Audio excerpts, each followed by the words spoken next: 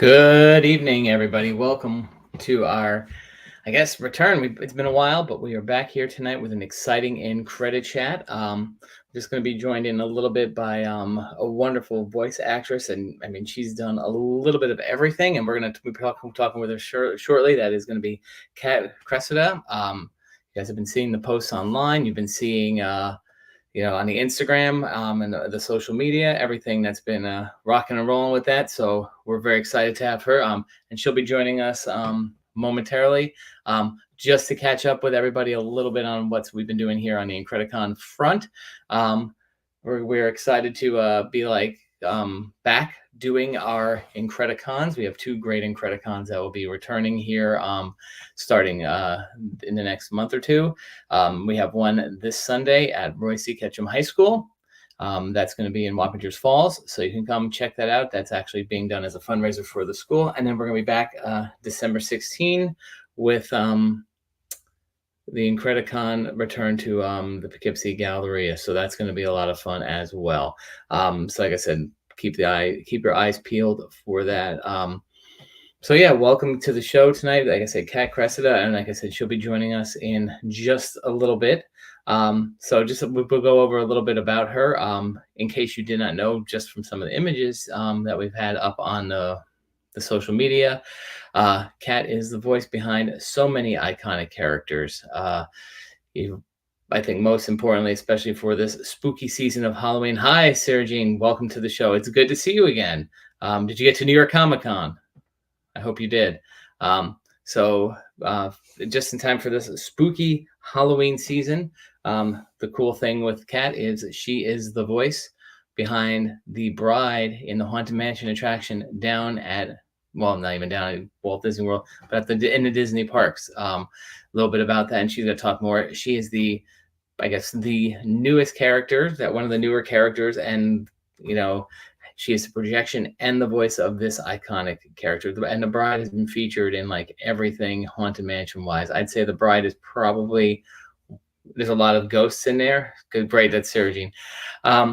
There's a lot of great iconic characters in the Haunted Mansion, and the bride is one of those authentic. Messed up that line. One of those most iconic characters, right up there with the Hatbox Ghost, with those three traveling ghosts, Madame Leota. So it's gonna be cool to hear the story behind how the bride came to be. Kat also, if you go down to the Disney parks and a lot of the attractions and some of the extra activities that there are, when Joan Cusack is not available, Kat's the voice of Jessie, the yodeling cowgirl. Yeah, we're gonna get right to that. Yes. And then yes, sorry, as Sarah Jean just pointed out, Kat's also the voice of DEE DEE from the iconic Cartoon Network series Dexter's Laboratory.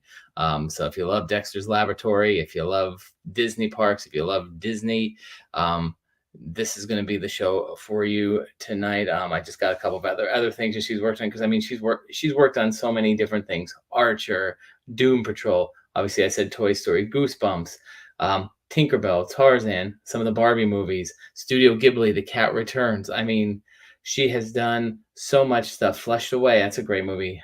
That's Chicken Run's getting the sequel that's coming out now. But what I think is also cool too is you grew up watching Dexter's Lab. She's also the one of the voices from ESPN. So, for people interested in the world of voiceover, you just looking at Kat's career, you can see that there is such a vast variety of things that in the world of voice acting in particular, and we haven't even touched the video game stuff yet. There's so much in the world of voice acting that can be done. So I think everybody's gonna have a good time chatting with her. She's got some great Disney stories. I've been fortunate enough to chat with her a couple of times prior to this tonight, and I mean, she's shared some great stories with me just about Disney. She has some Disney royalty in her, I guess, if you will. Her father was an Imagineer, so she knows a bit of the behind the scenes stuff to some of your favorite attractions and things that you see down in the Disney parks. So we got some folks watching, as I saw. So definitely throw in your questions and comments. Well, we love the interaction. That's gonna be great. And I mean, that's why we're here tonight with Kat. Sarah Jean, talking, we'll just talk a little bit about New York Comic Con. I was not able to get to New York Comic Con. Sarah Jean, did you get to see some of the great voice actors there? I mean, you want to talk about a who's who of voice people that were at New York Comic Con. You had Rob Paulson, you had Ashley Eckstein, you had my buddy and buddy here of IncrediCon, my buddy Marty Grabstein. He was there. So David Soboloff, another great voice actor. So many great people. So yeah, I'd be interested to hear who some of you guys have talked to before or got to meet at New York Comic Con. So and again, we've talked to a couple of these other people. We're going to be doing some more IncrediChats. Jess Harnell and Tress McNeil, they are both there. Fantastic people they are. So yeah, but we're going to be getting some more voice people on here. I'm going to be up in the Saratoga Comic Con with some voice actors in a few weeks. So if you have the opportunity to come up to Saratoga, you definitely can meet some good folks there. A lot of anime and video game people there. Sarah Jean writes here. I'm just going to put this up here. He said they were so nice, and he's sitting here talking about Jess Harnell and Tress McNeil, and I'm going to say the three of them, Tress, Rob, and Tress, Jess, and Rob, probably some, and throw in Maurice LaMarche, probably some of the most sincere and great people that you could ever meet. So yeah, I know some people are still tuning in. Just stick with us for a few minutes. Kat had to take care of a couple of things. This is spooky season for her. It's Haunted Mansion time. So, we're very fortunate that she was able to join us tonight. So she's going to be with us in a few minutes. But definitely, get your questions ready. If you want to start throwing some of those questions up here into the chat, that would be fantastic too. Please share this, share the link out to whoever you want to. The more people in here, the better. It's going to be a lot of fun. We're going to have a really good chat. Like I said, Halloween season is upon us. Haunted Mansion, I've been posting as we've been gearing up to this conversation with Kat for this week. We've been doing the 31 days of Halloween over there on the IncrediCon Instagram page. And with the 31 days of Halloween, what I thought we've been doing, I thought would be fun to do for this week, knowing we'd have Kat here. We looked at the 3 Haunted Mansion films that have come out probably in the last 2003 was the first one. So the last 20 years, right? The first one, of course, was the Eddie Murphy Haunted Mansion film, which was good in its own right. It was good for an Eddie Murphy movie, I guess, if you want to say that. There are a lot of Easter eggs and jokes based off of the theme park rides, but I think that's when Disney was really figuring out what they were going to be doing, because they had just come off of Pirates of the Caribbean around the same time. So they were testing the market, I guess, out on these theme park rides as films, theme park attractions as films, trying to see what kind of different things they can pull out with that. So, and we've had 3 Haunted Mansion movies now. We've had 5 Pirates of the Caribbean and then Jungle Cruise. But the thing is, Haunted Mansion has been 3 different films. That's a good question, Sarah Jean. We will get to that as soon as Kat is with us. Yeah, so they've had 3 different Haunted Mansion films. So the Eddie Murphy one, this is your typical Eddie Murphy family comedy one. And I'm going to jump over the second one. Then there's the most recent live-action Haunted Mansion movie, which is probably a little bit more true to some of the attraction, or some of the things, gave a little bit more of a backstory to some of the characters, like the Hatbox Ghost in particular, regarding where the characters in there. And that was a Rosario Dawson movie. I thought it was a bit long. I think it could have been a little shorter. Definitely not as family friendly for kids, I don't think.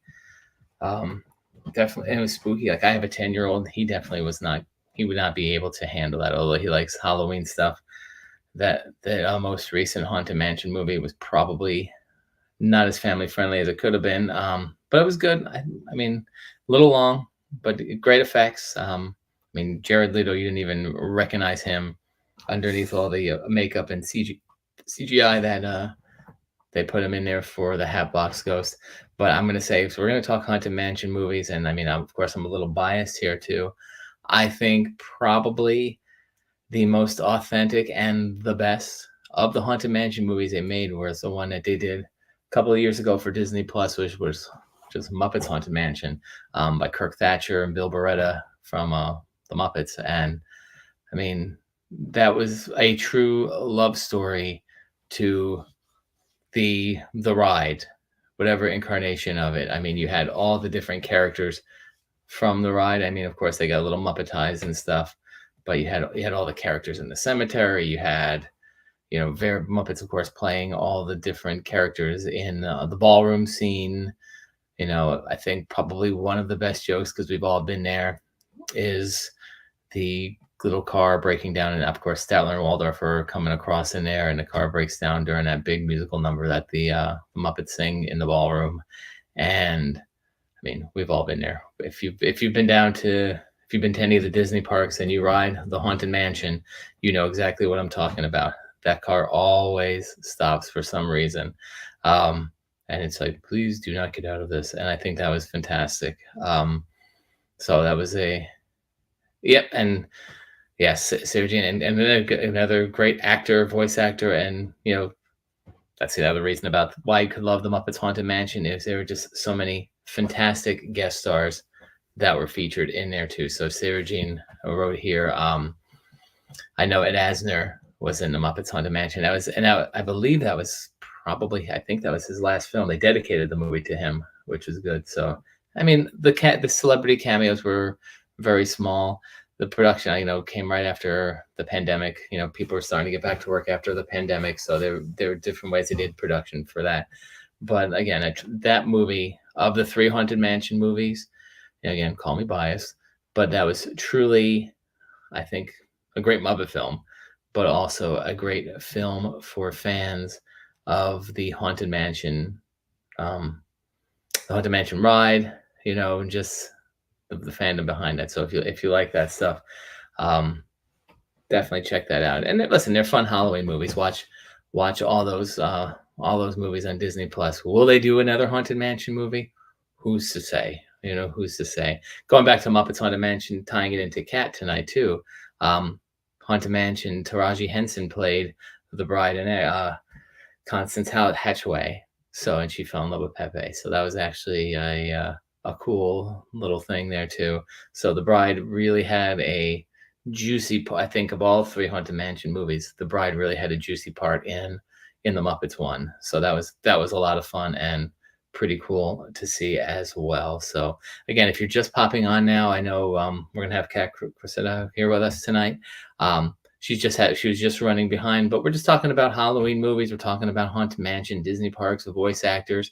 Like I said, she'll be with us momentarily. Like I said, she just had something that come up that she had to take care of, but she'll be with us very soon. Again, please share out the link, and put your questions in there. We already got some people here that are ready to go and talk to Kat. But yeah, we're gonna have a good time tonight here. What else has been going on here? Halloween's coming up in a few weeks. The holiday season is upon us. Lots of great things. Like I said, great conventions coming up. I'll go again to plug my 2 little IncrediCons that are coming up this weekend up here in New York, and then same in New York back in December 16th. I'll be up at Saratoga in a few weeks. If you get a chance, talking about the holidays, Christmas cons coming up. I won't be at Christmas con this year, but it's a great show. They got the vacation folks that are going to be there, so that's a lot of fun. So many other great shows that are coming up here in the next few months. So, the fandom. Oh, and Emilio. Hello, Emilio. Welcome to the show. Yes, Emilio Velez Jr., another great artist, another friend of us here at IncrediCon, IncrediChat. He's going to be with us at IncrediCon this Sunday up here in Wappingers Falls. So if you're in the New York area, I know we got a lot of folks who are watching probably from here. And Emilio will be with us. Sarah Jean, yes, that's a fun question. Are me and my family going trick-or-treating this year if it doesn't rain? I don't know where everybody else has been watching. I don't know what the weather's been like for you, but here in New York, the weather has been not so good. Every weekend we were supposed to do a trunk or treat this weekend. We actually got to a trunk or treat, but it could have been a little bit better. I think the weather. I don't know if this bodes well for the winter. Does that mean I work in a school? So is it possible that we're going to have some snow days. I hope so. But yeah, the game plan is to go trick-or-treating this year. You going trick-or-treating this year? You know, I got a bag of candy for the trick-or-treaters that come to my house. I've already been jumping into that. So I guess what I'll also talk about right now too, as we're waiting, if you notice, I'm in a new location where I used to do the IncrediCon, IncrediChat. Oh, here she comes. We have our new studio here now, but without further ado, we were talking, please welcome Kat Cressida to the show. Hold on, we got her in there, and there you are. Hello. Hello. Welcome. Welcome to you. Thank you. It's going to take a second to adjust to this camera because it's not used to this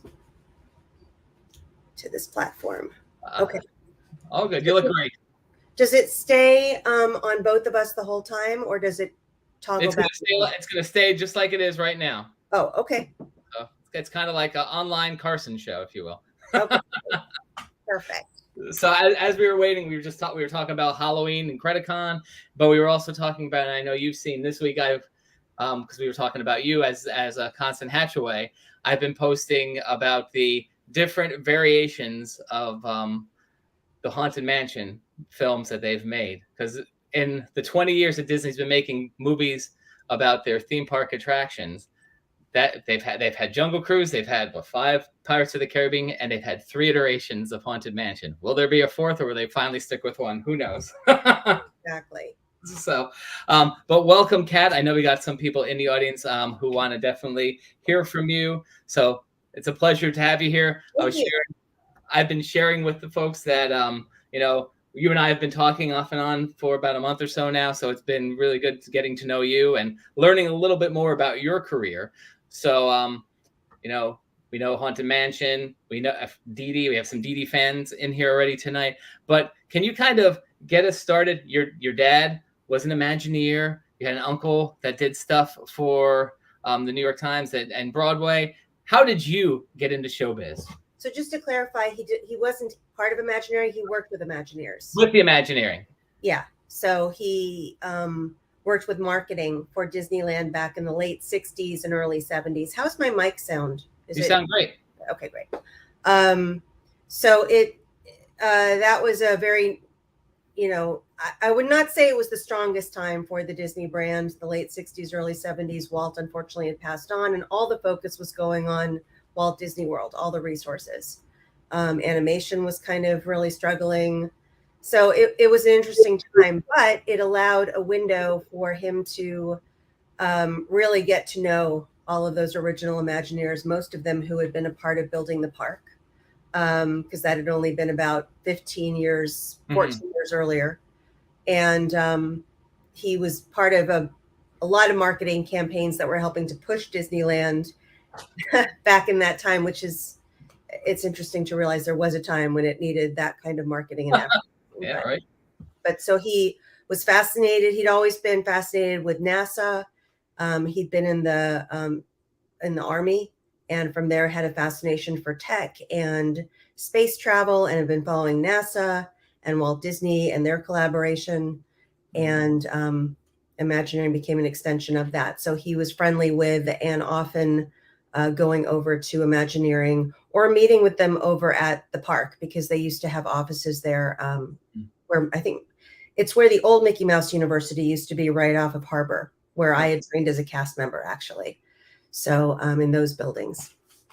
So did you get to spend a lot of time with Dad when he would go and do these things? So you got to see a lot of the inner workings of behind the scenes. Well, I mean, I vaguely recall tours both at the one on Flower Street, as well as he would meet with some of them to discuss some of the marketing, because some of them were involved with the marketing back then. It was a much more collaborative and not as segregated culture back at the Disney Studios. So he was meeting with some of the people who actually were part of Imagineering towards the marketing, and we would hear stories, and we would spend a lot of time in the park, just really with him sharing and discussing and explaining what went into that building, or why the architecture was this way, or why the pavement was this way. There was a lot of conversation about all of the thought process that went into the original creativity.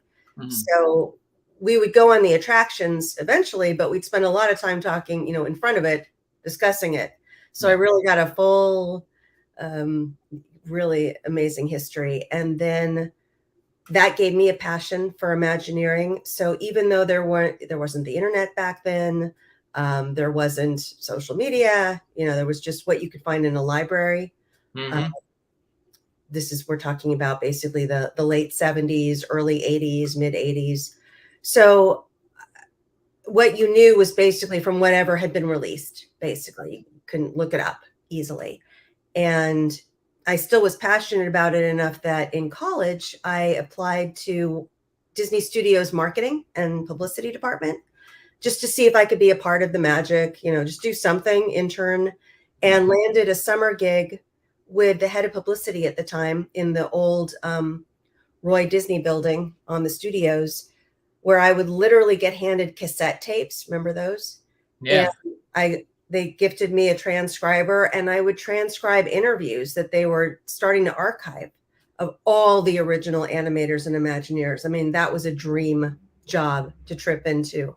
So I literally heard stories upon stories upon stories of attractions that never were, attractions that were supposed to be, attractions that got killed off early, and those that eventually made it and their development.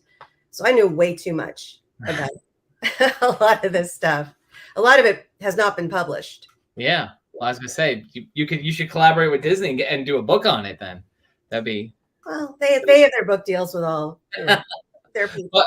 But I mean, to have that knowledge of just like all of what could have been, you know, it's just amazing, you know, because I mean, there are so many attractions, there's so many things, you know, like, you know, I think about the the thing from the World's Fair, it's a great big universe, or it's a great big, that with the dog and the dad, like that, all these attractions that Walt had his hand in, but then all these other things that other folks had their hands in too. Like, you know, I'm sure they even still go back to some of these things nowadays in the drawing board and be like, oh, could we revisit that?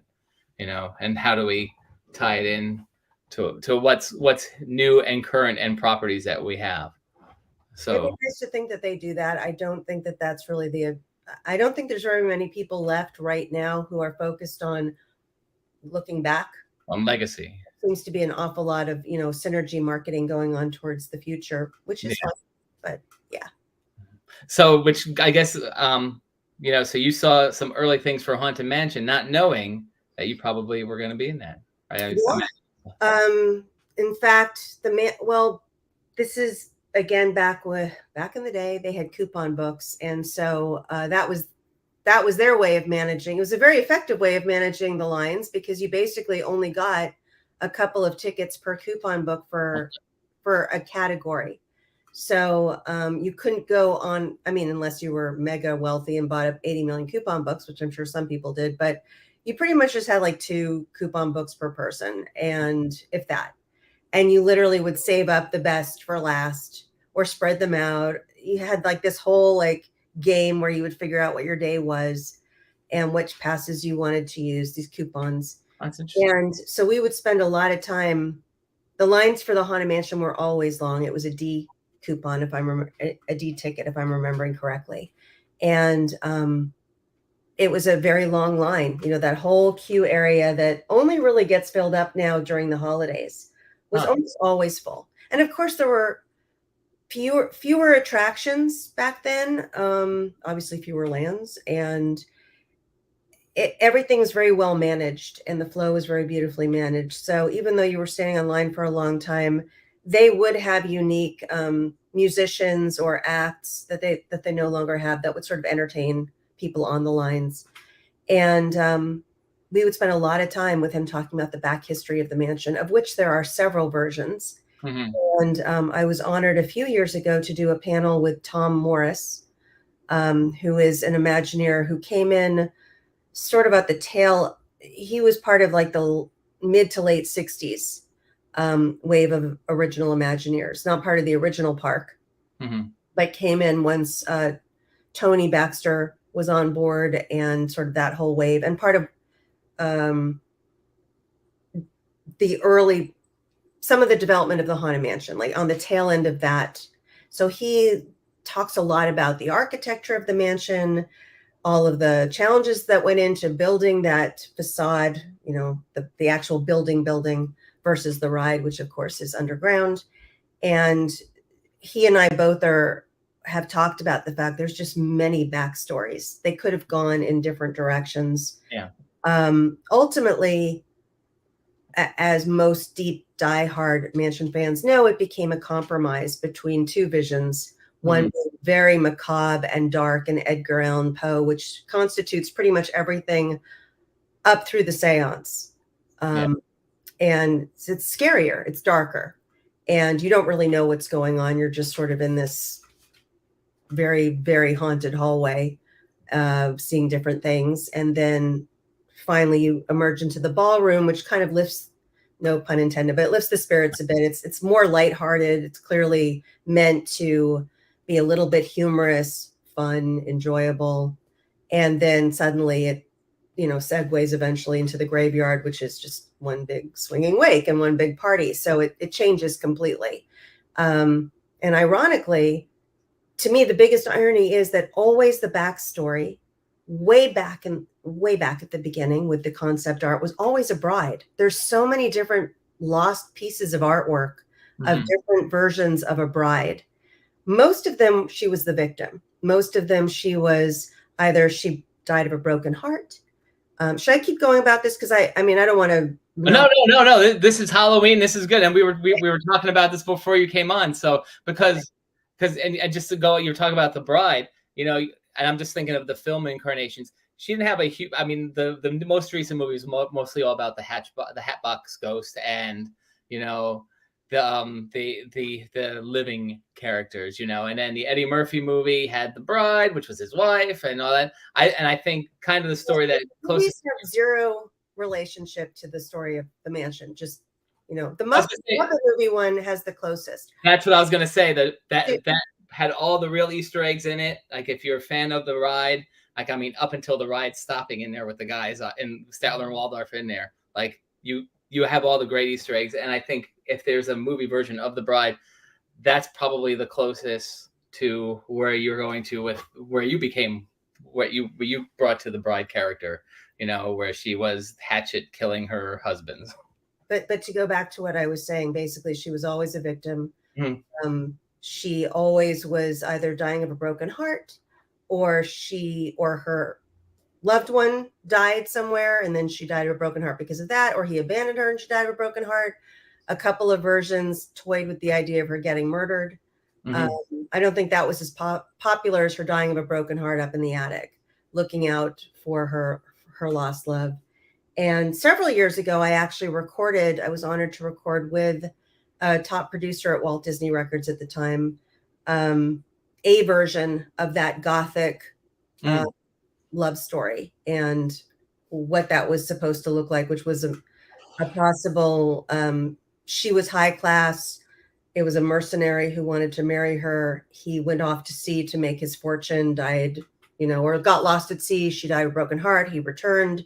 She was dead. He hanged himself. So it basically was those storylines for the most part. There was one image, which wasn't really supposed to be the back story for the bride, but there was another woman in an early, I think it was a Mark Davis painting, concept art of someone kind of dressed in the high Parisian style, with a hat, and she's got an axe hidden behind her. It was supposed to be one of the changing portraits early on, where you think that she's coy and demure, and then you see that she's got an axe.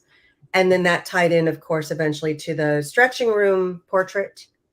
But it wasn't until Chris Gooseman and the Imagineering in the early aughts, in the early 2000s, that they started to really decide that that might be a main character for the mansion. And that attic, of course, as most people know, for the longest time remained just sort of empty. It was sort of like a holding area until you got to transition from the ballroom to the scary graveyard with all the popping out ghosts and skeletons. And it just was nothing except for a ghostly piano player playing a discordant version of the wedding march. Yeah. So that's when they decided to tie in some backstories and create the Black Widow bride. Yeah. I mean, and I think, she's only been there for a little bit of time, but people like, that's something that sticks out. My 10-year-old gets frightened by the bride. So, I mean, because like you said, I mean, I remember going on it when there was nothing there. It's like you said, that's just like that holding area, but it adds so much more to the story, the story of the mansion. And I mean, just again, like going back to these other movies, she's become such an iconic part of, and in such a short amount of time, when you look at the scope of it, in such a short amount of time, an iconic part of the story and what you think of in that attraction. So yeah, I don't. I'm of two minds about it, because I grew up with the classic mansion where she wasn't in it, and honestly, I was one of probably millions of people, or thousands of people, at least hundreds of thousands of people, who, when they announced that they were making, upgrades or renovations, again, internet was very new back then. This was 2003, when rumors were going on. They had just updated Pirates and added Jack Sparrow, and in that sort of same wave of Imagineering with new technologies. That's when they decided to, add a character to the mansion. And early on, when the mansion closed, because it was closed for quite a while for this renovation, I was one of the people who was like, God, I hope they don't screw it up. I really hope that whatever they're doing to it doesn't ruin the vibe and the atmosphere, because it was one of my favorite attractions, of course, growing up. It scared the hell out of me, but it was one of my favorite attractions. And ironically, then to book the character, find out that I was the new character, because we don't know going into auditions, as I've shared on dozens of podcasts, that whole process. It was frightening to me in a whole new level, because I was like, okay, I hope they don't mess up the mansion. And now if this for some reason doesn't work or fit fans' expectations, guests' expectations, I may be linked with it. Now, again, internet and social media were not at all really going on. There were chat rooms, you could go in and have conversations. I remember those, and reading those after it opened to see what people thought about it. But it wasn't like you were posting. I don't think anybody really knew it was me for a few years, because nobody was discussing it. I started to do some podcasts probably around 2007 or 8. Yeah. Was when I first started just acknowledging that had been me, because you didn't back in the day announce anything like that.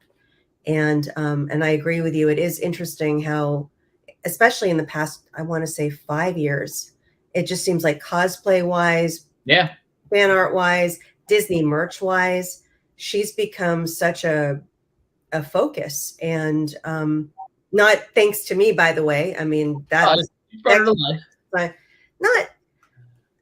very much strongly aligned. I hope this doesn't offend anybody, but I really believe that as a voice talent, rarely are you such a part of the development or creation of the character. You're very lucky to come in at the tail end. All of the conversation has happened. And if your voice happens to fit whatever their vision is for the character, you're very lucky. Now, there are exceptions to that, but for the most part in voiceover, you're really just, for example, versus, Harrison Ford Han Solo. Like, he co-created that character. He brought his personality, obviously his looks. He brought it was a collaborative, much more. Usually in voiceover, you're coming in at the tail end once all the conversations have happened, and they really kind of know what they're looking for. And if you're lucky, you scoot in there. So I feel very humble and not falsely. It's not trying to be false humility. I was the lucky one that the voice just happened to work for what they were looking for. Yeah. And I mean, how, like you said, you didn't know you were auditioning for this at the time, but when you found out you got this part, and you do have that history with Disney, knowing this stuff, that must have been quite a feeling to. Yeah. Well, I found out, I want to say it was, I want to say that it was somewhere around the third callback, because we had we had one audition, then a callback, and then I think a final one. If I'm remembering correctly, I may not be, because around the same time I had scratch tracked for Little Girl Lost, maybe just I want to say 6 months earlier or 5 months earlier. And that was a whole different process where I knew what it was for. I was scratching for it. Scratch is when you put in temporary tracks. Yep. That may or may not eventually become part of it. And fortunately mine did. But it wasn't until the final callback that they said it was, they hinted very strongly it was for the Haunted Mansion. They still didn't tell me outright. Mm-hmm. But knowing, and then I think I was told off the record that that's most likely what I was reading for. And then it was like, oh my God, like what a tremendous opportunity. When is going to be the next time that they're going to add a lead character to the classic mansion? Yeah. And Nightmare Before Christmas Overlay, I think was already going on. Okay. I want to say in 2004. I'd have to look up the history, but I feel like it was already going on. Mm-hmm. And we knew that was a different mansion, and I knew that this was for the classic one. So just to be in the same, like, space theoretically as Paul Frees was just unbelievable to think about, or Thurl Ravenscroft, or Leo, not Leo Toombs, Eleanor Audrey. Am I getting that right? Eleanor Audrey, the actress, the voice actress for Madame Leota? I think so. Eleanor Audley. So that I didn't sleep probably for, I want to say it was 3 or 4 days. They decided pretty quickly on the voice, but I wasn't eating or sleeping. I was just so terrified that I would find out that after all that, I missed the once in a lifetime chance to be a part of the mansion. Yeah. I mean, and again, like you mentioned all these legendary people like Paul Frees. I mean, like, gosh, all the stuff, his line of work. And I mean, you're now part of that legacy, and to know that this is something that will be around for many, many years to come. And people, I mean, the thousands of people you bring joy to through that character each day. It's not me, but thank you. You're part. I mean, listen. You've been to the parks. I've been to the parks. That's a ride that really is just, you just ride through it. It doesn't necessarily, except when it has its little malfunction, it does need to stop. But I mean, that's what. And there's always like that hour or so wait. To get there. So people love that ride. It's not one that people will forget about. So it's going to be around. But again, I take no credit for that. I'm lucky to be there. Really mean that. I'm glad that my voice was a match for what they were looking for. Yeah.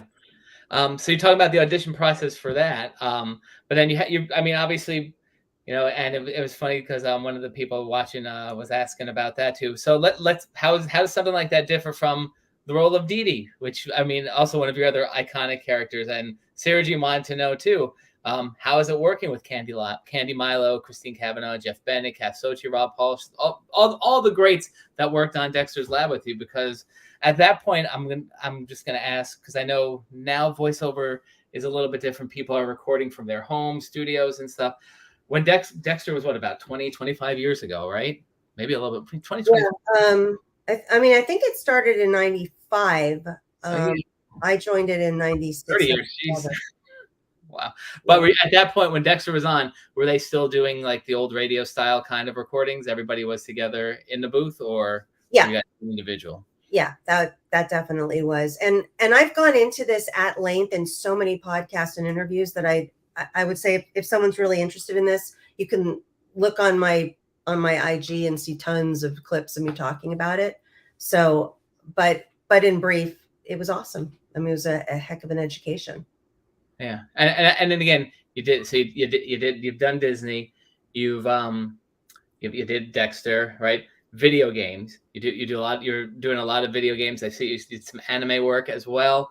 And then on camera work, one of the things I thought was pretty cool, and I didn't even realize this because it's been years since I watched it, Babylon 5. You were on there. Yeah. Yeah. And for a minute, I mean, there's a few behind the scenes books now coming out about it, but for a minute, they were also doing like a relaunch of it or a reboot of it. There's an animated movie out now. Cool. You know that. That's awesome. Yeah, it definitely has like everything seemed to have gained some sort of a nostalgia, renaissance. And I didn't know I didn't know much about, I was never a sci-fi person. Star Trek was like the opposite of what I wanted to spend my time watching. When my dad loved it because of the science and the technology and being into space flight and space travel. I was like, this is just, rather watch cartoons. But I do remember having a very distinct vibe when I was on the set of Babylon 5 and speaking to some of the actors, waiting for them to do camera setups. Peter Jurassic in particular, I remember having a lot of conversations with, and I was struck by how realistic everything was. It did not have that Buck Rogers fantasy or even Star Trek vibe. It basically felt it could have been Earth. It could have been Earth in the future. It felt very real. And I remember that struck me, was that there was no pretense towards magical technology or even the sense that somehow life was so much easier and you just, like Jetsons. It wasn't like pressing a button, or they were dealing with factions and politics and, behind the scenes Cold Wars and all kinds of things that were very real. And I think that is remarkable. And I really hadn't talked about it or thought about it for years, because it was just one of the things as a working on camera actor, it was one of the things that I guested on a few rounds. I think I was on the show 3 times. Mm-hmm. And on the second time I was on it, maybe it was the third, I remember Peter Jurassic kind of joking around and saying, you've been here 3 times. We should have a name for you, not just bartender. Okay. And he was like, that's it. I'm calling you Cat the bartender. And then, oh no, so it was the second time. So the third time I showed up, the role was called Cat the bartender. I was like, that's cool. If nothing else, I just got a role named after me, a very tiny role. But I hadn't thought about it in years. And then I think it was my social media gal at the time said, hey, there's a whole chain of communication going on about the possible reboot with Warner Brothers. And so I read it and I was like, oh, wow, the creators, Straczynski, is actually on here talking about it and quite active. So just out of support, I sent it. I did a tweet just thinking he was getting tons of these tweets, so he's not going to respond to mine. And he did. He quote retweeted it. I was like, I made fun of I was like, Cat here I don't know. I said something bartendery. Yeah. Like, so, next round's on me or something like that. And he quote retweeted that and made fun of the fact that I had the strangest surname in history, the bartender. Cat, the bartender. But a character that sticks out in Babylon 5 history nonetheless. So people. I don't know if it sticks out, but people know you're in 3 episodes. So it's and you have a name. You're not just like bartender. So the biggest, for me, the biggest joy of that, besides getting to work with Peter, because he was a hoot, and for some reason most of my scenes were with him, was the fact that Kaniki from Grease was, which unfortunately he's passed, but when I found out that Kaniki from Grease, because that movie, for me growing up, that was it. They were like the Tom Cruise, the Julia Roberts. They were the everything for all of us preteens. The movie Grease, if anybody doesn't know what that comes on. Everybody knows Grease. Yeah, I hope so, but you never know. My social media gal often surprises me. She's much younger, and she'll be like, what? I'm like, oh my God, I'm so embarrassed for you that you don't know this pop culture touchstone. But the fact that he was one of the regular cast members was amazing to me. Cool to work with him, and I guess that's the one thing is you've worked with so many wonderful people through your career too, which is I got weirdly lucky because I didn't do a lot. For the 3.5 years I was doing on camera, well, I guess I did a lot for it only being 3.5 years back in the day, but I did not. It's not like I went on to a huge on camera career. I was lucky to just guest star on sitcoms and 1 hours. But yeah, Angela Lansbury. I was just gonna say that. Hello. Scenes with Angela Lansbury. Scenes with her. Yeah. Getting to talk with her backstage. One very long conversation about Sweeney Todd. Interestingly enough, we didn't talk about Bedknobs. I was a Broadway kid, and I I really want to talk about Sweeney Todd, which she loved. I think when I first walked up to her and I timidly asked if I said, thank you for Mrs. Lovett or something. She said, oh, God bless you, dear, for talking about. She was like so happy that somebody my age knew that character. Well, and that's one thing I've noticed a lot with people, and I'm sure like even and I've learned this from you, from as we've talked, some of the other learning about like Haunted Mansion and all that stuff. When you get recognized for the things that people don't always recognize you for, which is people that don't always go up to Angela Lansbury and talk about Sweeney Todd. They talk about like Bedknobs and Broomsticks or Murder She Wrote or stuff like that. It's like I do other things as well, which is really and it's important. It's a engulfing career. And then Dick Van Dyke, of course, twice. Got to be with Dick Van Dyke. Another worked with all these Disney legends, right? Amazing. Just amazing. I love seeing the videos of him. There was a video of him with the Dapper Dans at the park. They're singing to him. They're doing a Jolly Holiday from Mary Poppins. It's just great. Just the joy on his face watching him. He's just amazing at his age. He is amazing at his age. I think it speaks volumes of what it means when you keep yourself singing and vibrant and dancing, because that without any bit of showmanship or I'm the center of attention in between every take. Actually, I was on the show 3 times, but once I was kind of like a stunt double-ish kind of a thing for twins, but twice I was a guest star. And every break when they're resetting the cameras, he would be just singing to himself, whistling, doing soft shoe. It was remarkable. And it's what he did to keep his machine, his everything going and vibrant and up, to keep his energy up. So it's really something.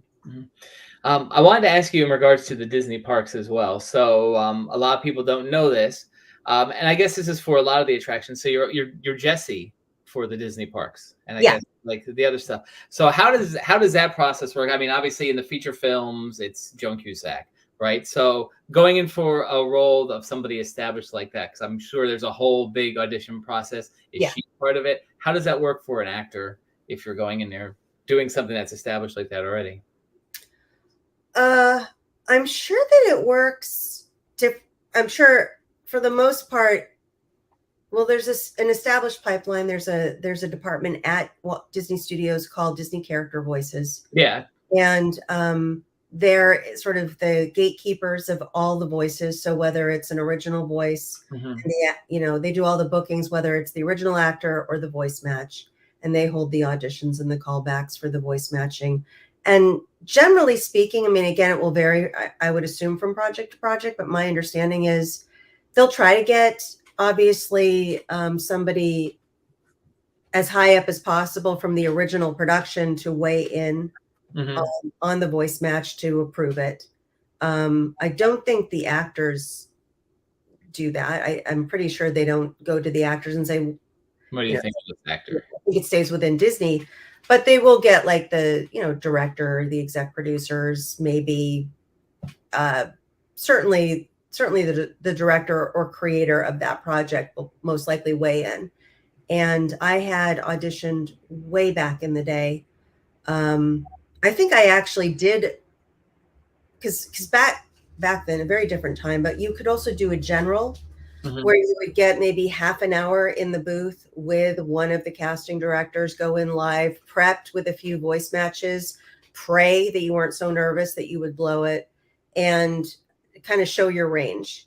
And I think I vaguely remember pre-recording that voice because I wanted to show range, and I had always loved her voice. It was fascinating to me.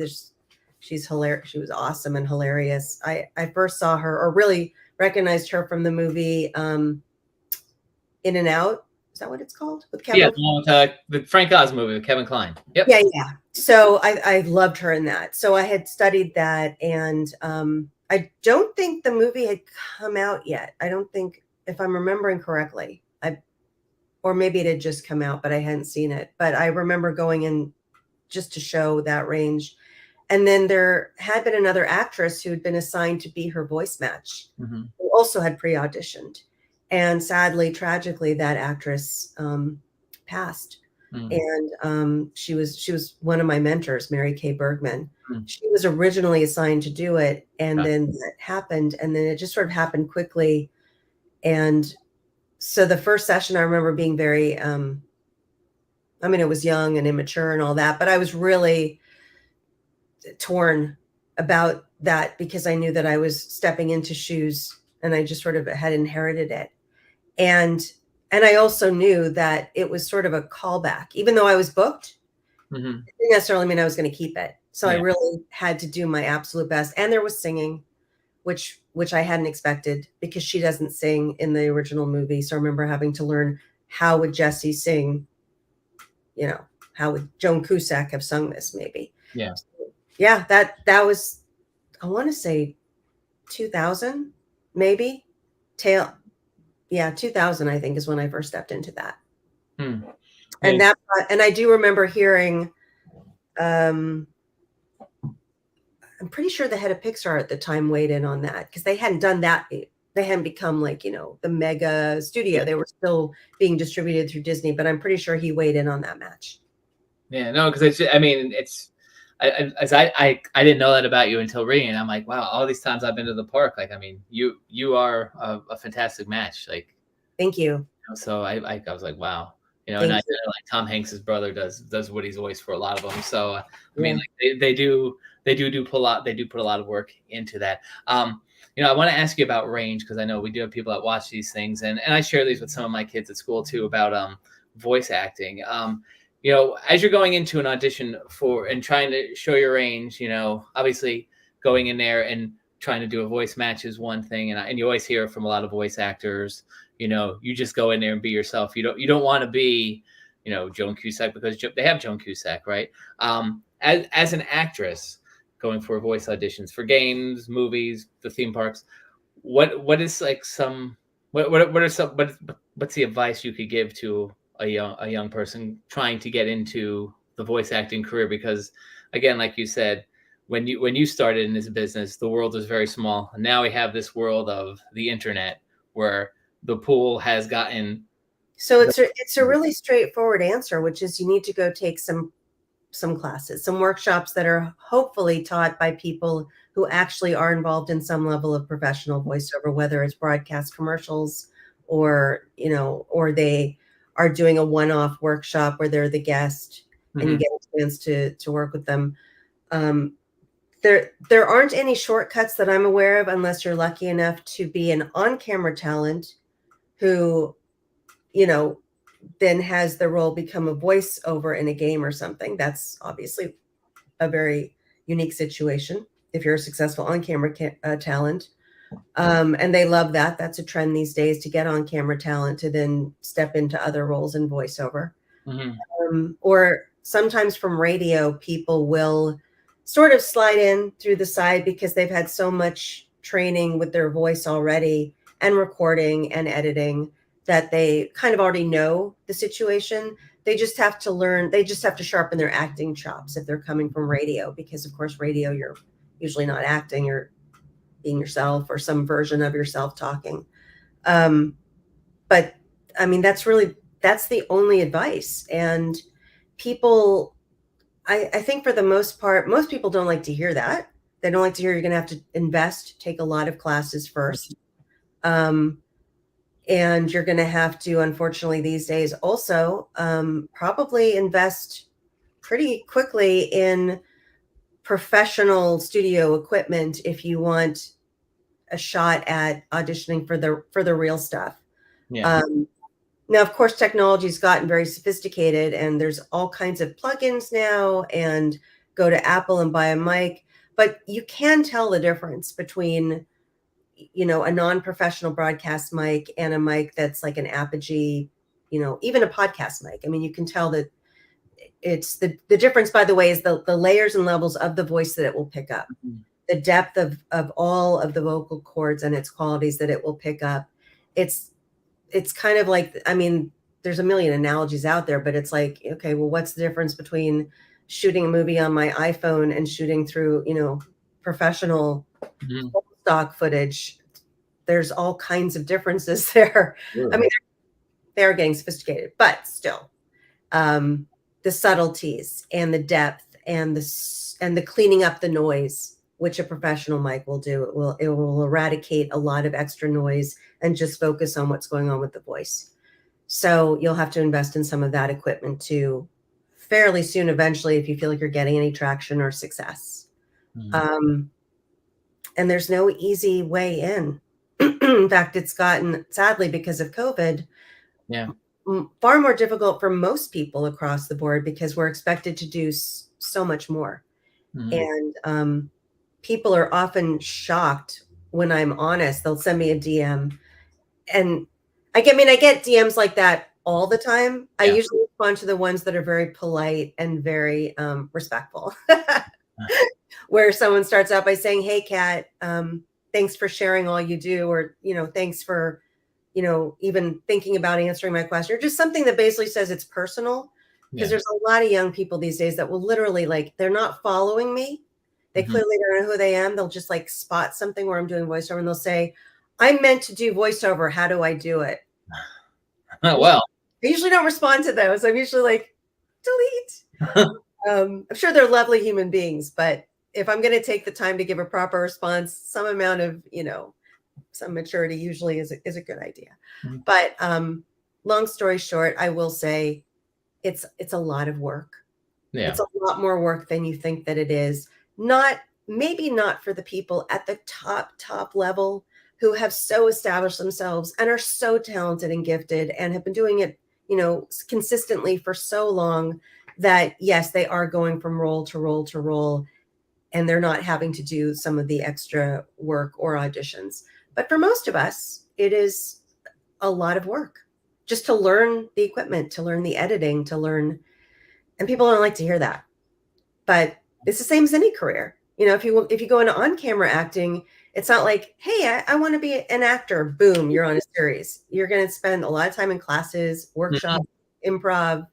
You're going to spend a lot of time going, either going to auditions or self-taping yourself and editing those and praying that those come off as riveting enough to grab somebody's attention in the first few seconds. You're going to spend a lot of time wondering if anybody's even listening or watching your auditions. It's all of that. And then there's the marketing and the social media, which is always a good idea if you've got any traction.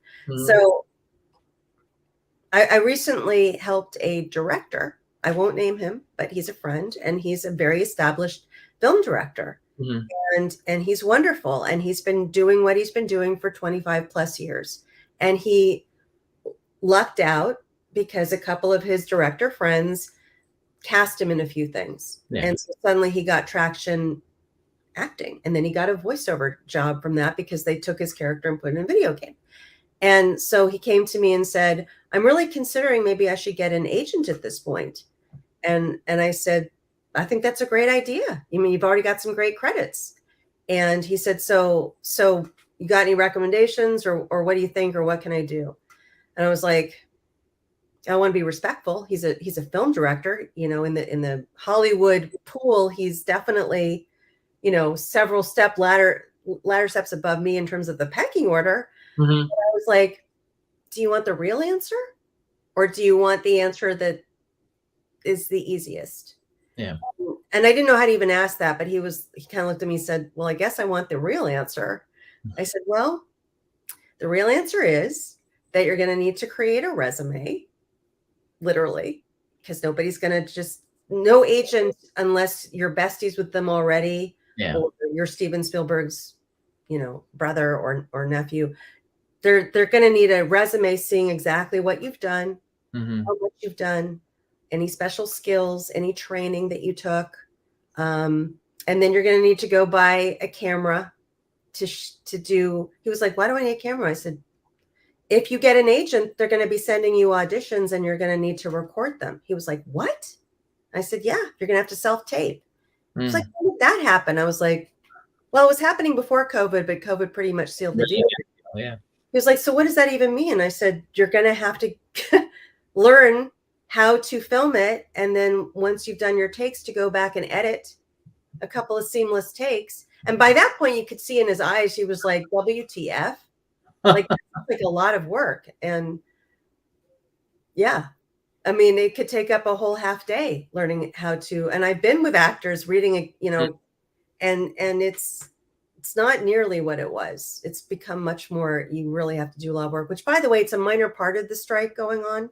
Yeah. Right? Not just, I don't want to spend a lot of time on it, and nor should we for people who aren't actively part of it. But it is one of the minor points is, well, now that you're literally expecting out of work, starving actors who can barely make a living in Los Angeles and New York to self-tape everything and to not even have the luxury of just walking into a casting office with someone reading against you, but now you got to do it all yourself and find a bestie to read against you, or classmate or whatever. There should be some compensation for actors. And of course, the other side of the industry is going, hell no, we're not going to pay some actor to audition. Well, there kind of should be something, because you're making them do 3-5 times the work they used to have to do for free. You've cut out a lot of the casting process. So the money's being saved. The money's there. Yeah. And it's not fair to the actors. Plus, they need good equipment. At the very least, a really good iPhone or Samsung. And like you're just mentioning about, just because I was thinking the same thing, New York or Los Angeles used to be the go-to places. But like you said, before COVID, but really COVID sealed the deal. I mean, you could be anywhere now. I know that's, people are submitting because they're buying it, and it. But I do want to say something about that. You could be anywhere. And if you've already established yourself with an agency, you've got a relationship, you could. But there's something intangible and crucial to being in Los Angeles or New York or Chicago or, another major, let's just call another major city where there's production. Now I know. Yeah, it could even be Atlanta, Georgia, where they do, so much shooting. But you want to be around people who you want to have easy access to the people that you need to support you. It's going to be a lot harder if you're, and I know I want to put it in a way that younger people who are just starting to think about this or thinking about this, it would be very unusual and almost impossible to be in the middle of the country, not near any hub where there's casting people and agents and production studios, to succeed, because almost through an everyday absorption and being part of the culture and being around people who are doing this for a living and having the opportunity to meet with an agent, which they're doing, or go into a casting people for callbacks, which they're doing. It's really important to be around that. And if, God forbid, you do get a call back the next day for a role you've auditioned, and I say God forbid, because what are you going to do at the last minute? How are you going to find a last minute plane ticket that's affordable? And it's happened to a few people I know who moved back, to some part of the country. They started in LA or New York, but they moved to some other part of the country during COVID. And then suddenly they didn't get the memo that callbacks were going to be live. And literally it was like, we'd like to see her tomorrow at 2 at Warner Brothers. Well, forget it. They basically, it didn't happen. And maybe they did another, to tape, but you'd have to be really superior to cut through on a tape versus somebody who came in live and got the chance to improv and work with the directors and the writers and the casting person. This is before the strike, by the way. Not obviously during the strike. But in that window between COVID finally lifting out in LA and New York and studios reopening. So long story short, yes, you really kind of need to be in one of these major cities, at least to launch it. That's a very expensive proposition.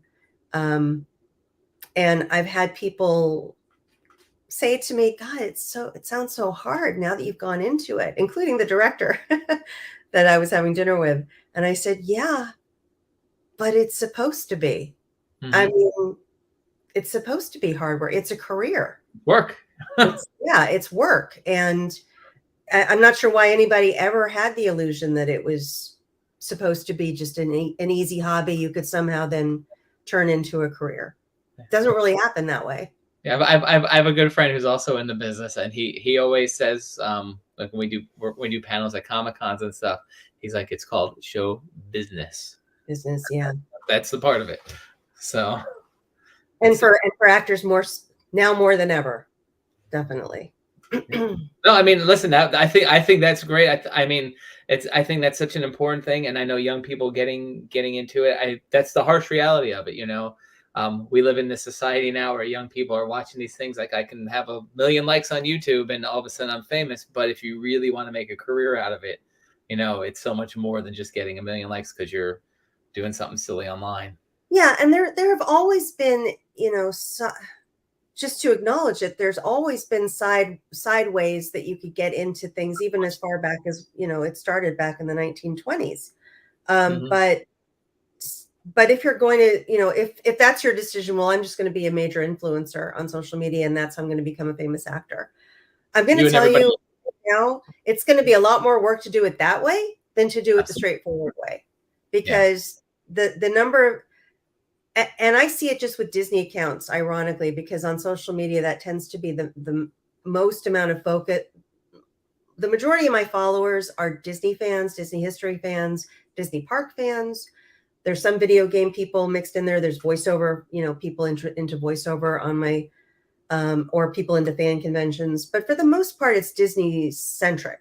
And therefore, I'm tagged by and really seeing the community. Plus, I tag people in the community every day on my Disney history as just sort of like a way to say, hi, here's some amazing Disney history if you're a fan.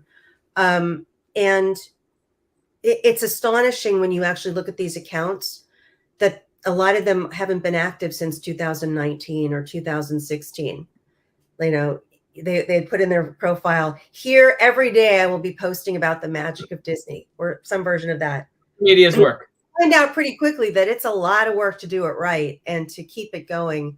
And I do know a few people who make it their business to go to the parks, get a whole bunch of archival footage, and then, you know, that lasts them for the next 3 months before their next trip.